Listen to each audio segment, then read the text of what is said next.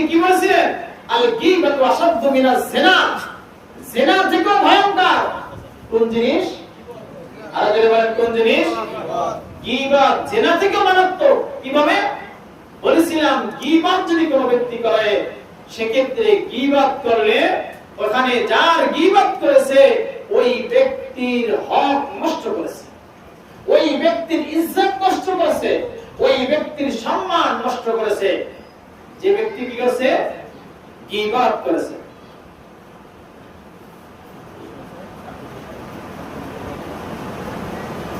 তো এজন্য গীবাত মারাত্মক।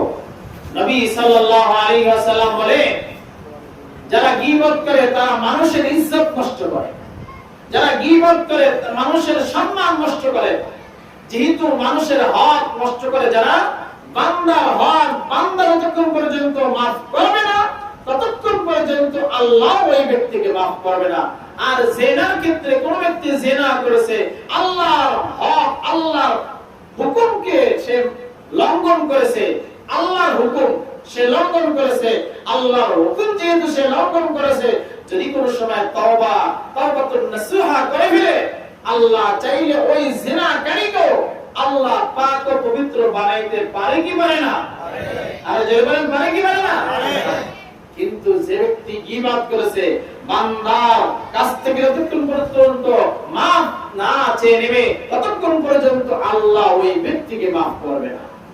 তাহলে দেখেন, আল্লাহর কাছে জিনা করে যদি তওবা করা হয় আল্লাহ মাফ করে, আর যদি গীবাত করার পরে ওই ব্যক্তির কাছে ক্ষমা চাওয়া না হয় আল্লাহ মাফ করে, আল্লাহ মাফ করেন। এই সূত্র ধরে নবী আলাইহিস সালাতু ওয়াস সালাম বলেছে, আল গীবাতু আশাদ্দু মিনাজ জিনা, গীবাতটা মারাত্মক। কেমন মারাত্মক, কেমন ভয়ঙ্কর, জিনা থেকেও ভয়ঙ্কর।